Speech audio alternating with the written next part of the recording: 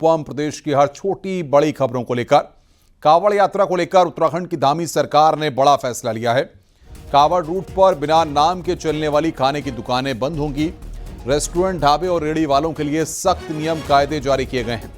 सभी को मालिक का नाम, लाइसेंस और पहचान पत्र दिखाना जरूरी होगा। इसे लेकर फूड सेफ्टी डिपार्टमेंट अभियान चलाएगा।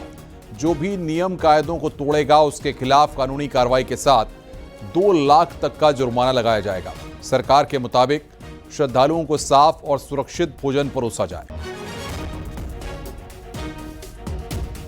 और बातचीत करने के लिए दीपांकर भट्ट हमारे सहयोगी हमारे साथ जुड़ रहे हैं। दीपांकर, क्या निर्देश जारी किए गए हैं और अगर कोई नियमों का पालन नहीं करता है तो क्या एक्शन लिया जाएगा? बिल्कुल अनुपम, 11 जुलाई से कांवड़ यात्रा की शुरुआत होनी है और 30 जुलाई तक ये यात्रा चलेगी। और इसको लेकर मुख्यमंत्री की तरफ से, सरकार की तरफ से बड़ा फैसला लिया गया है कि जो भी खाने पीने की दुकानें हो, चाहे वो रेहड़ी हो, चाहे रेस्टोरेंट हो, चाहे ढाबे हो, चाहे स्टॉल हो, उन सभी को अपनी पहचान बतानी होगी। उसमें आपको अपना रजिस्ट्रेशन सर्टिफिकेट भी दिखाना होगा, आपको अपना लाइसेंस दिखाना होगा, आपको अपना नाम उसमें बताना होगा कि किस नाम से आपकी शॉप यहाँ पर रजिस्टर्ड है। अगर आपकी पहचान नहीं होती है, आपके रजिस्ट्रेशन सर्टिफिकेट नहीं होता है, तो आपके खिलाफ कानूनी कार्रवाई की जाएगी और 2 लाख तक के जुर्माने की बात यहाँ पर फूड सेफ्टी डिपार्टमेंट की तरफ से कही गई है। तो अब हरिद्वार में ये पूरा अभियान चलेगा और क्योंकि नारसन बॉर्डर से लेके और जो उत्तराखंड बॉर्डर के अंतर्गत जहां भी हरिद्वार में कांवड़ क्षेत्र है, वहां पर ये पूरा अभियान चलाया जाएगा और सभी रेस्टोरेंट हो चाहे ढाबे हो, सभी को चेक किया जाएगा कि कहां पर किस तरह की स्थिति है। और सरकार ने इसके पीछे, जो फूड सेफ्टी डिपार्टमेंट का कहना है कि इसके पीछे ये देखा जाएगा कि श्रद्धालु जो आएंगे कांवड़िए खास तौर पे, उनको साफ खाना मिले, सही खाना मिले, किसी की तबीयत खराब ना हो। तो इसको देखते हुए ये पूरा अभियान तय किया गया है और अब ये कल से ऑपरेशन पूरे हरिद्वार में चलेगा। बहुत बहुत शुक्रिया दीपांकर आपका हमारे साथ जुड़ने के लिए और तमाम अपडेट्स देने के लिए।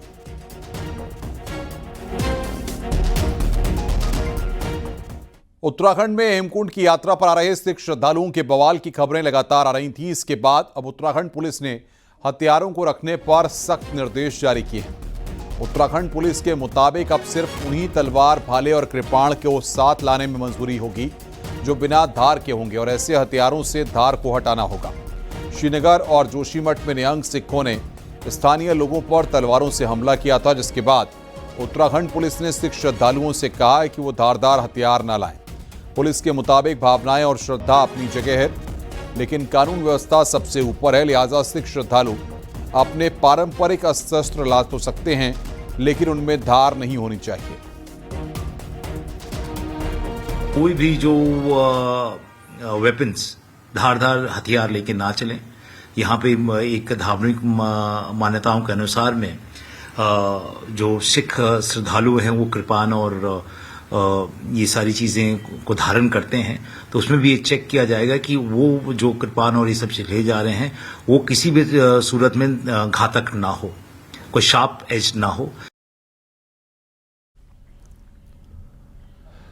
देहरादून डीएम सविन बंसल को लोकसभा स्पीकर ओम बिरला के ऑफिस से फोन न उठाना भारी पड़ गया। दरअसल 12 जून को लोकसभा स्पीकर ओम बिरला मसूरी के दौरे पर आए हुए थे, लेकिन देहरादून डीएम सविन बंसल ने उनके यहां आने से पहले न तो फोन उठाया और न ही देहरादून और मसूरी पहुंचने पर शिष्टाचार निभाया। इतना ही नहीं, लोकसभा स्पीकर के सम्मान में प्रोटोकॉल का भी पालन नहीं किया गया। डीएम देहरादून सविन बंसल के इस रवैये को लेकर लोकसभा स्पीकर ऑफिस ने कड़ी नाराजगी जताई और इसकी शिकायत केंद्रीय कार्मिक मंत्रालय को की है। फिर 19 जून को मामले की गंभीरता देखते हुए केंद्रीय कार्मिक विभाग ने उत्तराखंड के चीफ सेक्रेटरी को लेटर लिखा। इसके बाद उत्तराखंड के प्रोटोकॉल सचिव विनोद कुमार सुमन ने डीएम देहरादून सविन बंसल से जवाब तलब किया है और मंगलवार को जवाब देने का आखिरी दिन था, जिसमें सविन बंसल ने जवाब दिया। सूत्रों के हवाले से खबर है कि सविन बंसल ने पैर में चोट के होने का कारण बताया है।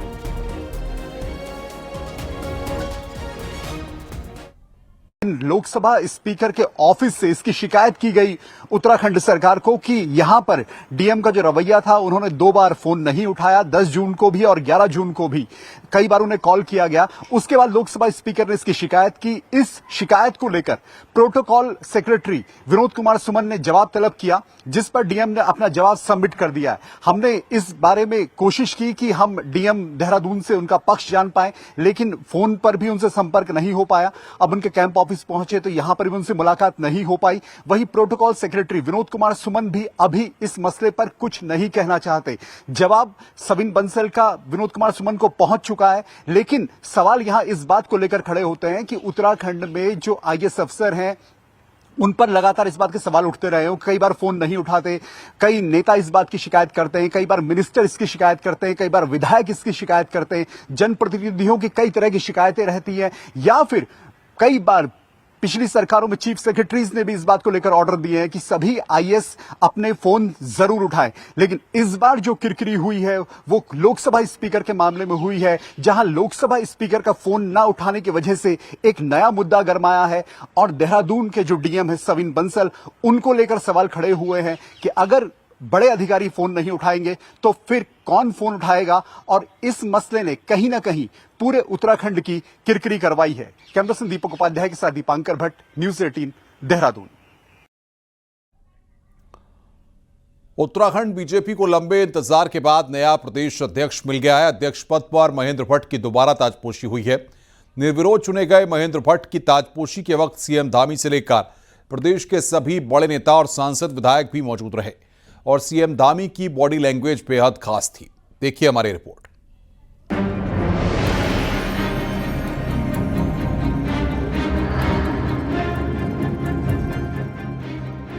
महेंद्र भट्ट एक बार फिर से बीजेपी के प्रदेश अध्यक्ष हैं। मंगलवार को महेंद्र भट्ट की अध्यक्ष पद पर ताजपोशी हो गई। वैसे तो सोमवार को एकमात्र नामांकन होने के चलते तय माना जा रहा था कि महेंद्र भट्ट ही पार्टी के अगले प्रदेश अध्यक्ष होंगे और फिर मंगलवार को उनके नाम का विधिवत ऐलान कर दिया गया।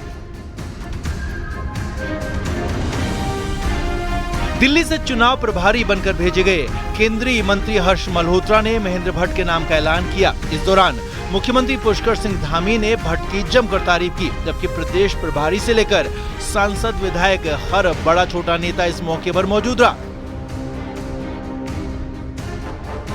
महेंद्र भट्ट ने भी फिर से जिम्मेदारी मिलने पर सभी का आभार जताया।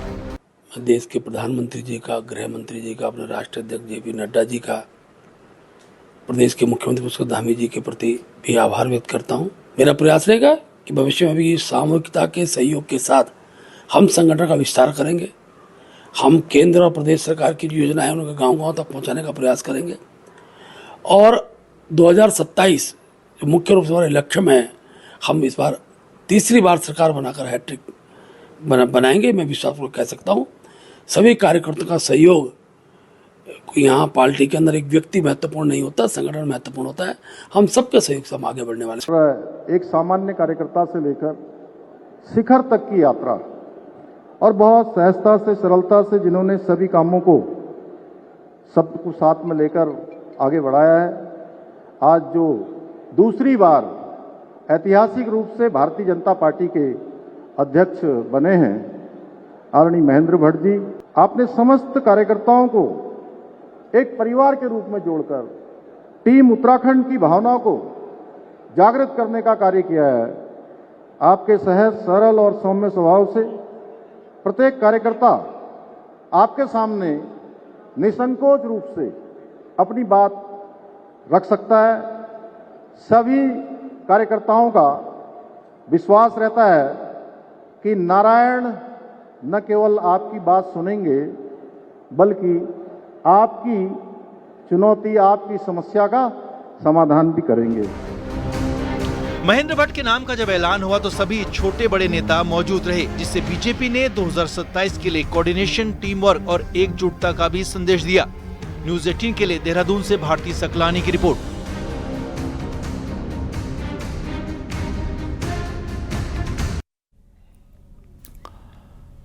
पंचायत चुनाव के लिए नामांकन की प्रक्रिया बुधवार से शुरू होगी। 2 जुलाई से 5 जुलाई तक नॉमिनेशन होंगे।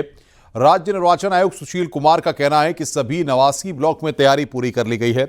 वहीं 12 जिलों के डीएम के साथ 2 बार मीटिंग हो चुकी है और बरसात को देखते हुए प्लान तैयार करने को कहा गया है। सभी जनपदों में नामांकन की प्रक्रिया के लिए सभी तैयारियां पूरी कर ली गई हैं। जो भी नामांकन स्थल जिले में चिन्हित हुए हैं, आमतौर पर विकासखंड पर ही नामांकन किया जा रहा है, तो सभी तैयारियां पूरी कर ली गई हैं। जिलाधिकारियों से 2 बार हमारी मीटिंग वीसी के माध्यम से हो चुकी है।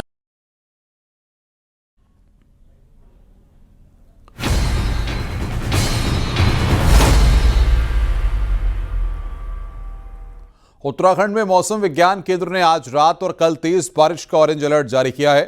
देहरादून, पौड़ी, टिहरी, उत्तरकाशी के लिए अलर्ट किया गया। इसके साथ ही बाकी जिलों में भी तेज बारिश का अलर्ट है। मौसम विज्ञान केंद्र ने पहाड़ों में सफर करने के दौरान एहतियात बरतने की सलाह दी है।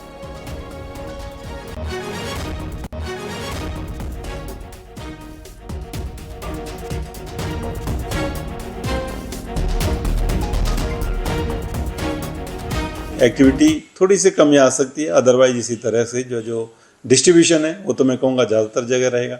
2 तारीख तक जो है डिस्ट्रीब्यूशन ज़्यादातर जगहों में रहने वाला है, जिसमें कि हल्की से मध्यम ज़्यादातर जगहों में है, और हैवी, वेरी हैवी जो मैंने डिस्ट्रिक्ट अभी बताया, उत्तरकाशी है, देहरादून है, टेरी, पौड़ी है, इनमें ज़्यादा संभावना है।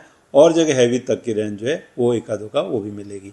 तो अच्छी एक्टिविटी है चलने वाली। अभी 2 से 3 दिन और जो है, उसके बाद 3 तारीख से रेनफॉल में थोड़ी कमी आएगी। तब आप ये कह सकते हैं हल्की मध्यम तो मिलेगी और अनेक जगहों तक में मिलनी चाहिए। तो इस तरह की स्थिति दिखती है। पहाड़ों में लगातार हो रही बारिश से अलकनंदा नदी का जलस्तर बढ़ गया है। रुद्रप्रयाग में अलकनंदा में उफान इस कदर है कि भगवान शिव की प्रतिमा का बड़ा हिस्सा डूब चुका है और वहीं पर हर तरफ सिर्फ पानी ही पानी दिख रहा है। अलकनंदा का रौद्र रूप से देखते हुए प्रशासन अलर्ट पर है।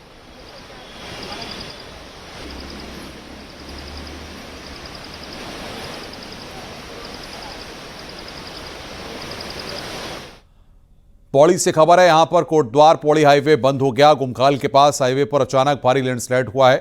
पूरा पहाड़ दरककर नीचे रोड पर आ गया और कई टन मलबे के साथ रोड बंद हो गई। पौड़ी और कोटद्वार को जोड़ने वाली रोड बंद हो गई। बाद में रोड खोलने की कोशिश की गई, हालांकि कड़ी मशक्कत के बाद में रोड को खोला जा सका, लेकिन फिर भी गुमखाल इलाके में लगातार लैंडस्लाइड हो रहा है और हाईवे पर आवाजाही भी प्रभावित हो रही है।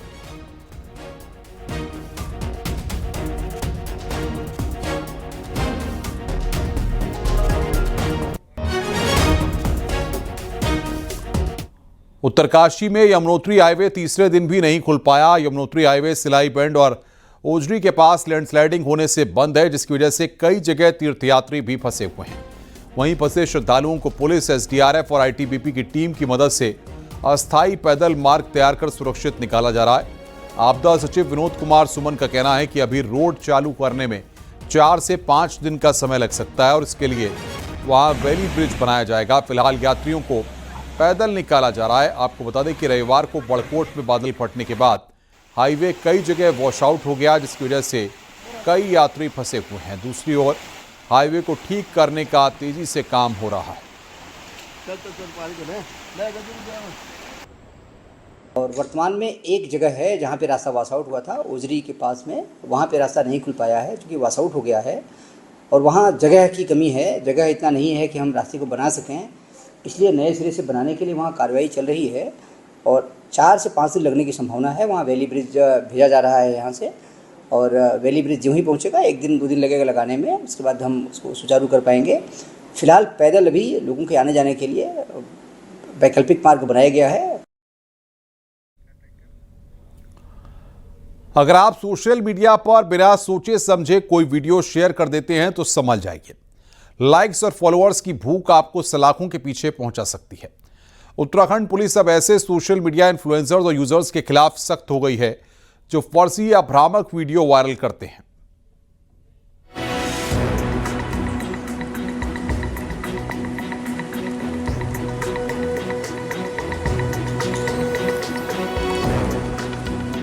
मॉनसून सीजन में सोशल मीडिया पर ऐसे वीडियोस की भरमार रहती है जिसमें दिखाया जाता है कि उत्तराखंड में आपदा का भयावह मंजर है,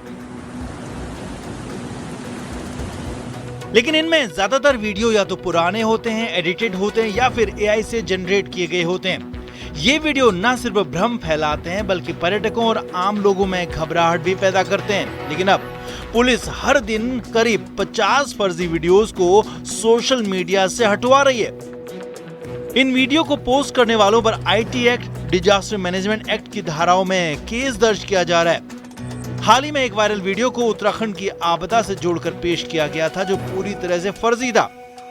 पुलिस ने इसकी तुरंत जांच की, वीडियो हटवाया और आरोपी के खिलाफ केस भी दर्ज कर लिया गया और उसको वेरीफाई किया गया तो पता चला इस तरह की कोई घटना ना यहाँ पर हुई थी, ना रिपोर्टेड है। और कहीं अन्य जगह की फोटो पुरानी लगाकर उसको उत्तराखंड में भारी तबाही की फोटो लगाकर उसको भय के रूप में प्रसारित किया गया था। तो कहीं ना कहीं हमारे जो तीर्थयात्री हैं और अन्य यात्री हैं उनमें उनको यात्रा से बाधित करने का ऐसा लगा कि प्रयत्न किया गया था। इसको देखते हुए पुलिस द्वारा इसमें संज्ञान लेते हुए उस पोर्टल के खिलाफ जिसके द्वारा प्रसारित की जा रही थी उसमें मुकदमा दर्ज कराया गया।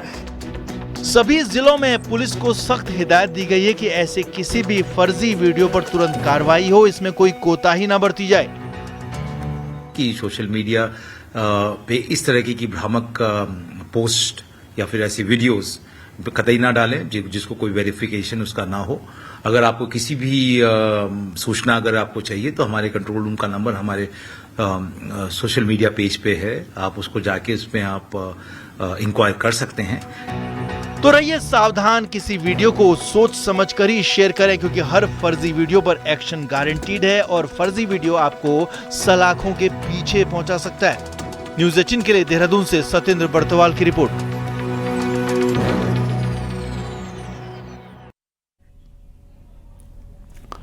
देहरादून के प्रेमनगर में बनी अवैध बाजार को प्रशासन की टीम ने ध्वस्त कर दिया। सीएम पुष्कर सिंह धामी के सरकारी जमीन को अतिक्रमण मुक्त करने के आदेश के क्रम में अवैध बाजार पर एक्शन लिया गया।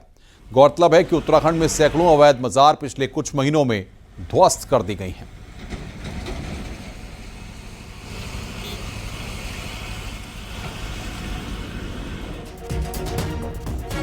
तो प्रेमनगर में बनी थी अवैध बाजार। देर रात प्रशासन ने अवैध बाजार को ध्वस्त कर दिया। सरकारी जमीन पर अवैध बाजार बनी थी।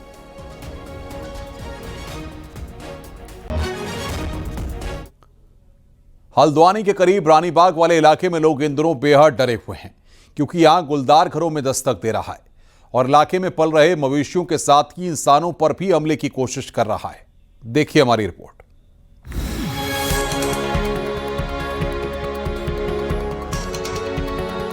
मॉनसून के मौसम में हर तरफ हरियाली छा चुकी है और यही हरियाली लोगों के लिए मुसीबत लेकर आ रही है। हल्द्वानी के पास रानीबाग इलाके के चौधान पाटा में इन्हीं हरी भरी झाड़ियों के पीछे इन दिनों एक खतरनाक गुलदार छिपा हुआ है जो लगातार लोगों के घरों में दस्तक दे रहा है। इसी इलाके में रहने वाली सरस्वती तिवारी अपने ऊपर हुए गुलदार के हमले की पूरी कहानी बयां कर रही है। पहले दिन तो बच्चा में झपटा, दूसरे दिन मेरे पर झपट गया। अब ना बच्चा खा रही है ना मैं खा रही हूँ, दोनों एक सा ही हो गए हम। किस तरीके का डर बना हुआ है? एक अजीब सा अंदर से डर बैठ गया मेरे और मैं कल 2 बोतल भी चढ़ा के ला गई। मैंने कहा ऐसे सही होंगी, कैसे सही नहीं हो रही हूँ।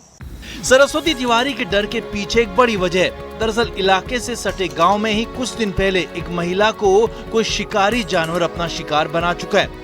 ऐसे में वन विभाग ने इलाके में पिंजरा लगाने के साथ ही अपने कर्मचारियों की गश्त भी बढ़ा दी है। हमको पता लगा कि 9 बजे करीब यहाँ पर लेपर्ड ने अटैक करने का प्रयास किया है, तो हमारी टीम तुरंत मौके में गई। तो उस महिला को तो अभी सब सुरक्षित है, कहीं ऐसी कुछ बात नहीं हुआ है, लेकिन हमने उसमें गश्त बढ़ा दी है और एक पिंजरा भी हमने वहाँ लगा दिया है। जाहिर है रानीबाग का हरा भरा वातावरण इन दिनों गुलदार के छिपने के लिए मुफीद है, इसीलिए यहाँ रह रहे लोग डरे हुए हैं क्योंकि इन्हें पता नहीं है कि गुलदार कब और कहां से हमला बोल दे और कब वो गुलदार का निवाला बन जाए। हल्द्वानी से न्यूज़ 18 के लिए शैलेंद्र नेगी की रिपोर्ट।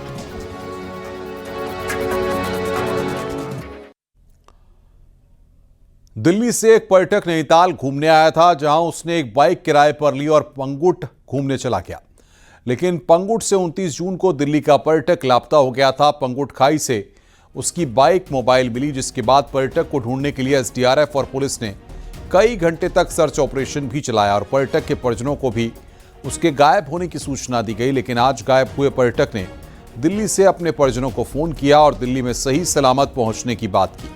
अब पुलिस इस बात का पता लगा रही है कि आखिर ये पूरी घटनाक्रम हुआ कैसे और पंगुट से गायब हुआ पर्यटक दिल्ली कैसे पहुंच गया। आज दूसरे दिन भी जब यहाँ लगातार सर्च का काम चल रहा था तो ये सूचना आई है कि वो व्यक्ति सकुशल दिल्ली में अपने घर पहुंच गए हैं। उन्होंने अपने माता जी से संपर्क कर लिया है। इनके परिजन अभी यहाँ पे हैं, उनको कोतवाली मल्लीताल में पूछताछ के लिए बुलाया जा रहा है और ये पता किया जाएगा कि पूरी घटना क्या हुई है, घटनाक्रम क्या था। रामनगर में मंगलवार को कई महिलाओं ने रामनगर विधायक दीवान सिंह बिष्ट के कार्यालय के बाहर विरोध प्रदर्शन किया। इन महिलाओं ने थाली और कनस्तर बजाकर विधायक और प्रदेश सरकार के खिलाफ जमकर नारेबाजी की। प्रदर्शनकारी महिलाओं का कहना है कि मालधन अस्पताल में तैनात 2 डॉक्टर्स का सरकार ने तबादला कर दिया है, जबकि जनता वहां एक्सरे मशीन लगाने की मांग कर रही थी। यहां रोज 150 के करीब मरीज अपने इलाज के लिए आते हैं। ऐसे में डॉक्टर्स को वहां से हटाकर जनता के साथ छल किया गया है।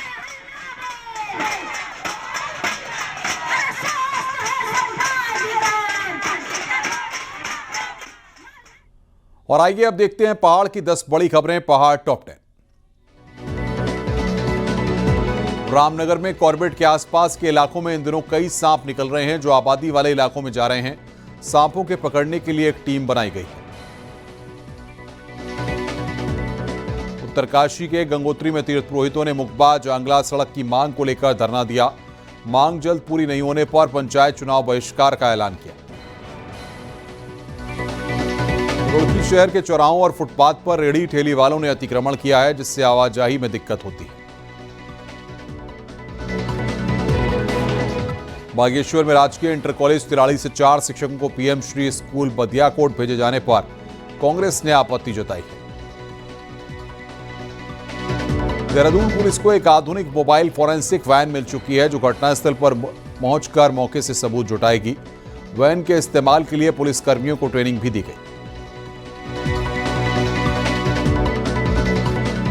हरिद्वार में कांवड़ मेले के लिए सरकार ने बजट डबल किया है। मुख्यमंत्री पुष्कर सिंह धामी के निर्देश पर करीब 10 करोड़ रुपए का बजट स्वीकृत हुआ है। 4.5 करोड़ रुपए की पहली किस्त जारी की गई है।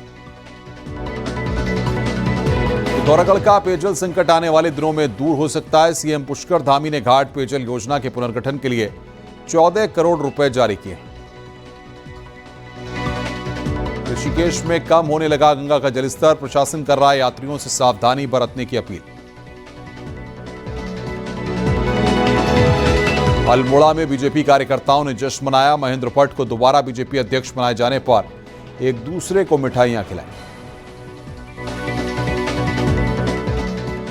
मॉनसून की शुरुआत के साथ ही वृक्षारोपण का सिलसिला भी शुरू हो चुका है। नैनीताल की मनोरा रेंज और सुल्तानपुर लीसा डिपो के कर्मचारियों ने हल्द्वानी में वृक्षारोपण किया। फॉरेस्ट का यह वन महोत्सव अगले 1 हफ्ते तक जारी रहेगा।